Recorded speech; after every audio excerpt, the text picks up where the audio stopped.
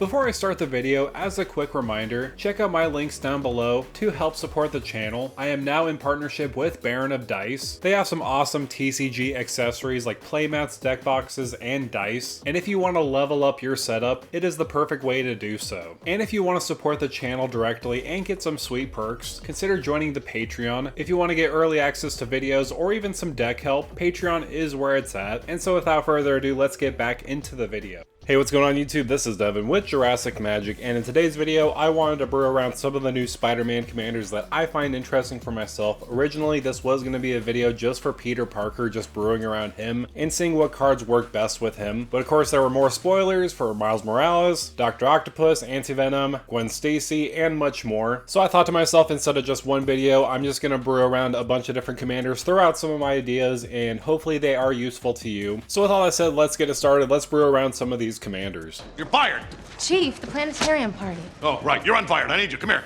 So there were a ton of spoilers that I'm going to mention first that I wanted to talk about that are good in the 99. Spider-Punk is one that's probably better in the 99 than as a commander itself. It has Riot, and other spiders you control have Riot. Spells and abilities can't be countered and damage can't be prevented, and it has a 2/1 body for 2 mana. This is pretty good. I have mixed feelings about this. I do like the fact that your spells are going to be not countered because spells and abilities can't be countered. However, it's going to apply for your opponents as well. If they have bigger stuff they're going to cast, that blue player is not going to counter that spell either, including yours, so that is a high risk, high reward kind of play. I do also like damage can't be prevented, so against those fog effects, this is going to be pretty good. But let's move on to the next card. I think is better in the 99 than as a commander itself. It can be a pretty good commander, returning a creature card from your graveyard to the battlefield when you cast it, but Anti-Venom Horrifying Healer has a wild mana cost of 5 white pips, and this one again I think is better in the 99 of some mono white decks or even 2-color decks. I don't know if it's going to go into 3-color decks, maybe besides one that I'm going to talk about later, but of course it is a good reanimator option. If you cast it, you can return a target creature card from your graveyard to the battlefield. That's pretty good. And of course it's very similar to like a Phyrexian Vindicator. This is the one thing that I think is close to that because of the high mana cost of 5 white pips and preventing damage, and you put that many 1/1 counters on them if you deal it to Anti-Venom. So one Blasphemous Act away and you're putting 13 1/1 counters on Anti-Venom, making it like an 18/18. This could hit hard and fast. I also like this with green because you could use a lot of fight spells to make this bigger over time, but again I do believe this is better in the 99 than as a commander itself, though I do like the art alone. Another card that's probably better in the 99 than in the command zone is Symbiote Spider-Man. This is pretty good as card advantage. Whenever this creature deals damage to a player, look at that many cards from the top of your library, put one of them into your hand and the rest of them to your graveyard. And he does have an activated ability by paying 2 and Dimir Hybrid. Exile this card from your graveyard, put a +1/+1 counter on target creature you control. It gains this card's other abilities, activate only as a sorcery, so it's almost like an Agatha Soul Cauldron in a mini way from the graveyard, but only for itself. You're finding a new host with Venom so that you could latch it onto somebody else and it gains those abilities, so it's interesting in that aspect, but again not as a commander. I think it's better in the 99 because you don't want it to be in the graveyard all the time. Again, I wanted to quickly go over these cards because they're new and I think some of them are pretty exciting. I love Anti-Venom. I'm going to put him in some decks for sure because it's a great target to reanimate a card from a graveyard. Outside of that, now I wanted to shift my focus on some great commanders that will definitely see some play, and I'm going to dive into them a little bit deeper and how to brew around them. So the first one up is Doctor Octopus Master Planner. It is 5 blue and black, so 7 mana total. It is quite expensive. He does have a 4/8 body, and other villains you control get +2/+2, and your maximum hand size is 8. So he's an anthem for your villains. And at the beginning of your end step, if you have fewer than 8 cards in hand, draw that many cards equal to the difference. So this commander is pretty straightforward. You want to have a lot of villains in your deck so that you can buff them all up, and not only that, you want to constantly cast cards so that way you draw more cards at your end step. So you can include some villains like Scorpion Seething Striker or even Tombstone Career Criminal. Of course we don't have as much villains right now, but we're going to have some more later when the full set releases. This one is pretty good because you can return a target villain card from your graveyard to your hand, and villain spells you cast cost 1 less to cast, so that does include our commander. That is pretty decent. I also like the idea of cloning Doctor Octopus. Having a lot of different clone options can make this uber powerful because other villains you control get +2/+2. That will include Doctor Octopus clones. They will buff each other up, and the more you do, have have on the battlefield, the more this could get out of hand. I love me some clone strategies, and I wish this mana cost was 8 or 6 because you could have Gyruda as a companion for that clone strategy a little bit more. Of course, I love companions, so I'm a little biased towards that. Besides that point, I think a clone strategy can be pretty good because of that +2/+2. The more Doctor Octopuses you have, the more you're able to buff them all up and buff up all your other villains too to swing it for some huge damage. Outside of that, you want to have a lot of low cost spells so that you can keep on casting spells,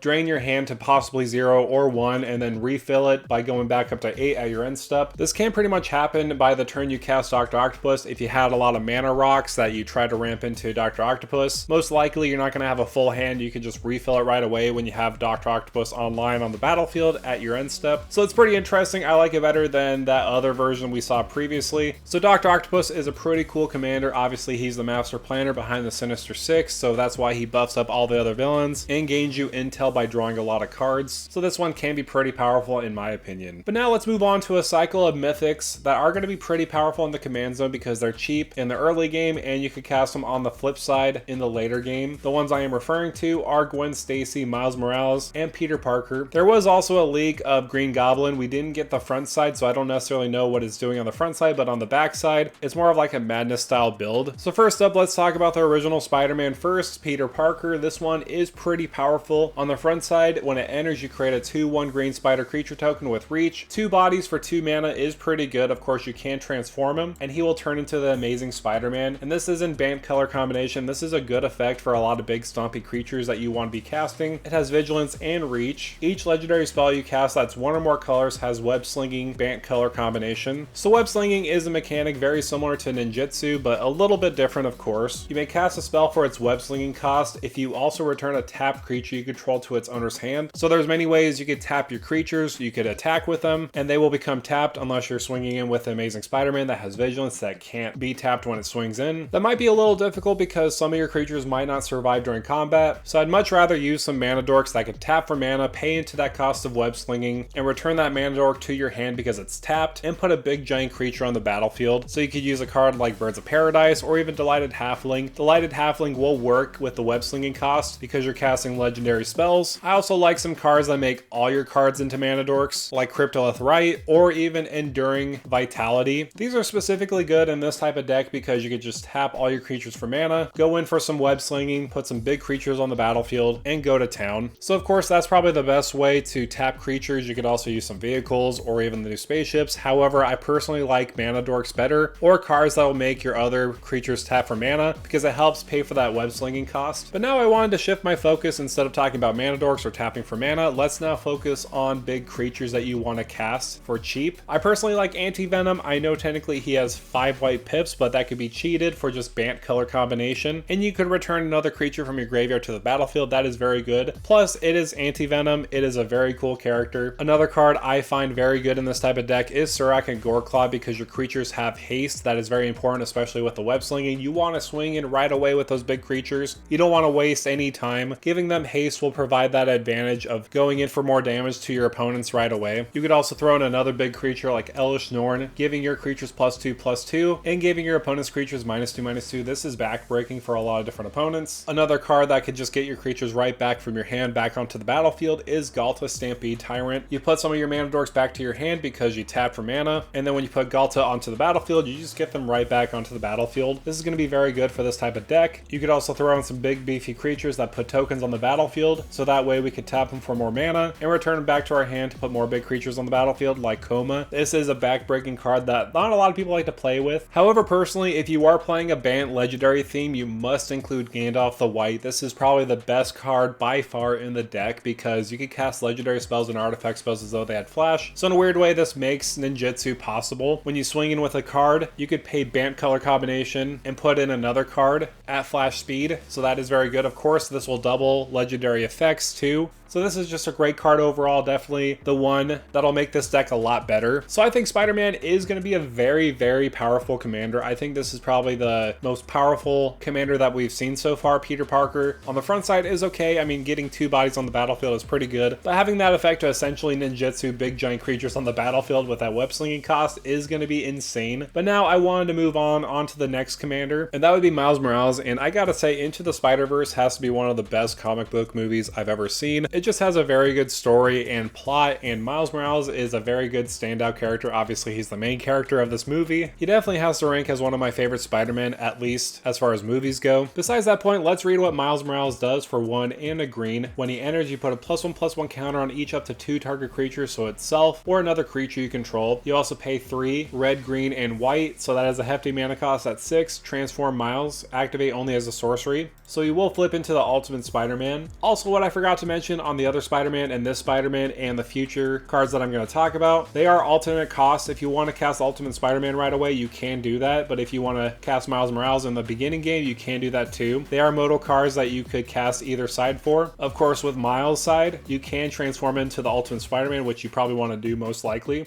That is just something I wanted to note, but let's read what this version does. He does have First Strike and Haste, and he has Camouflage. You pay 2 mana, put a +1/+1 counter on Ultimate Spider-Man. He gains Hexproof until end of turn and becomes colorless. And he has another ability whenever you attack, double the number of each kind of counter on each spider and legendary creature you control, so this is another legendary theme. And it's also focusing on the 1/1 counter theme. Of course, you could use any kind of counters and double them up too. And I think this card is pretty strong. I like the abilities, what it's doing. But of course, the main draw to this commander is the fact that he's going to be very good with 1/1 counters. You could use a creature like Kodama the West Tree to ramp a little bit further, plus giving your creatures that have 1/1 counters trample. You could use the other version of Spider-Man Miles Morales because he has Vigilance and Trample, and when he enters or attacks, you put a +1/+1 counter on each other creature you control. Those creatures gain Trample until end of turn. This is going to be extremely strong because you're putting 1/1 counters when you attack on each creature you control, and not only that, you can stack the triggers so this happens first, and then when you swing in with your commander too, you could essentially double the 1/1 counters too. Another card I like for this deck is Shalai and Halar, mainly because whenever one or more 1/1 counters are put onto creatures you control, Shalai and Halar deal that much damage to target opponent. This could be absolutely insane and a game ender because you're doubling the number of 1/1 counters on each creature you control, including Miles himself and Shalai and Halar. You're going to deal some serious amount of damage whenever you're swinging in. And this is a similar card to All Will Be One. All Will Be One is also another excellent choice because you're essentially putting more 1/1 counters on creatures. You're going to be dealing that much more damage to any other target. Another card I like for the deck is Ouroboros, mainly because at the beginning of your combat, you put a number of +1/+1 counters on each creature you control equal to Ouroboros' power. So the more combat you go into with this card, the more you're going to buff up all your creatures. Then in return, you could double them with Miles Morales. Unfortunately, Ouroboros is not a legendary creature or a spider, so it won't affect itself for doubling the counters. But again, if you're putting all 1/1 counters on a lot of different creatures, it's going to be extra powerful. The same can be applied for Railway Brawler. When a creature enters the battlefield, you put a number of +1/+1 counters on that creature equal to the power, so this could be extremely powerful. If you put Ultimate Spider-Man on the battlefield with this on the battlefield, he will become an 8/7, and of course when you swing it, because it has haste, you'll put another 4 1/1 counters on it, making it a 12/11. And of course there's a lot of other synergies that you could utilize with 1/1 counters. I just wanted to go over some of my personal favorite, but now let's move on to Gwen Stacy. This is another powerful commander. Not so much for the front side, but for the back side, it is pretty powerful itself. But I first have to comment, this looks like the version of Gwen Stacy in Spider-Man 3 with Bryce Dallas Howard. But besides that point, she reads for 1 and a red. When Gwen Stacy enters, exile the top card of your library. You may play that card for as long as you control this creature. And you can pay 2 blue, red, and white, transform Gwen Stacy, activate only as a sorcery. And she does flip into Ghost Spider. I always prefer Spider-Gwen, but Ghost Spider is obviously the real name. And again, you could cast this for the Ghost Spider cost instead of Gwen Stacy. You could just put this directly on the battlefield if you have the mana for it. But for 2 blue, red, and white, she has Flying, Vigilance, and Haste. She has the ability whenever you play a land from exile or cast a spell from exile, put a +1/+1 counter on Ghost Spider. And she has another ability, remove 2 counters from Ghost Spider, exile the top card of your library. You may play that card this turn. And of course, if it's a land, you can just put it on the battlefield immediately, put a 1/1 counter on Ghost Spider. So the obvious direction from this card is a 1/1 counter strategy along with playing from exile. The first card I immediately thought of, because this is a Spider-Man set, was Spider-Man 2099, mainly because at the beginning of your end step, if you played a land or cast a spell for this turn anywhere other than your hand, this deals damage equal to its power to any target. So that's what we're doing with Gwen Stacy. We're casting spells from exile. This is a perfect card for this type of deck. Another card that works very well, and that's a pretty good engine, is Bonehorde Dracusaur. At the beginning of your upkeep, exile the top 2 cards of your library. You may play them this turn. If you exiled a land this way, you create a 3/1 dinosaur creature token. If you exiled a non-land this way, you create a treasure token. So this one is providing a lot for us. It's providing providing card draw, exiling the top 2 cards of our library, along with making a treasure token and a 3/1 body potentially. Another card I like a lot is NT, mainly because whenever you attack, you may discard a card. When you do, you put a +1/+1 counter on target attacking creature. It gains trample until end of turn. Putting a 1/1 counter on Gwen Stacy is going to be huge. And of course, whenever you discard one or more cards, exile the top card of your library. You may play that card until your next end step. So this is providing us that play from exile theme, along with putting a 1/1 counter on Gwen Stacy too. Also, we are on an aggressive theme of swinging in because Gwen Stacy has haste. I like Professional Facebreaker getting us more treasure tokens so that we can play those spells from exile. Of course, you can sacrifice a treasure token, exile the top card of your library. You may play that card this turn. So that is pretty useful as far as ramp and card draw goes. You can also utilize some cards that have Discover or Cascade. The first option I thought about was Chimil the Inner Sun. Spells you control can't be countered. That is huge, especially against those blue players. Not only that, at the beginning of your end step, you discover 5. So you exile the top card of your library until you exile a non-land card with mana value 5 or less. Cast it without paying its mana cost, or put it into your hand. Put the rest on the bottom of your library in a random order. So this is useful because we get incidental value with Gwen Stacy, putting a 1/1 counter on it while getting a free cast. So that's kind of a general idea with Gwen Stacy. You want to have a lot of cards that play from exile, and in a general sense, you could play some other cards that will have Cascade or even Discover. A lot of these will definitely help with a Gwen Stacy deck to turbocharge it for sure. So that will be the last commander that I talk about. I was going to talk about Green Goblin, but it is not technically confirmed yet. It was just found online, and I don't have the front side to compare it to, so I won't discuss Green Goblin today. But if you want me to discuss it later on, let me know down below in the comments, because this seems like a very powerful commander too. And I noticed a pattern. Gwen Stacy is red, Miles Morales is green, Peter Parker is white, and it looks to be like Norman Osborn is going to be blue based off of the bottom left corner of Green Goblin. So all we have left to see is the black card, and hopefully it is Eddie Brock turning into Venom, and I'm hoping Venom will be Jund. We've seen previous Venoms be mono black along with Golgari, so he could potentially be either Jund color combination or he could be Abzan color combination. I'm hopefully thinking he will lean more towards that Jund color combination, because I think that'll be a fantastic color combination for Venom that I definitely will play if that comes true. But again, that's just me speculating. I'm super excited for a lot of different symbiotes like Carnage. We already saw Anti-Venom, and of course we're probably going to get multiple versions of Venom himself. But now I would like to hear from you. Thank you so much for coming by and watching this brew session around some of the new Spider-Man cards. I wanted to focus more on brewing these commanders instead of just talking about them, because I wanted to get my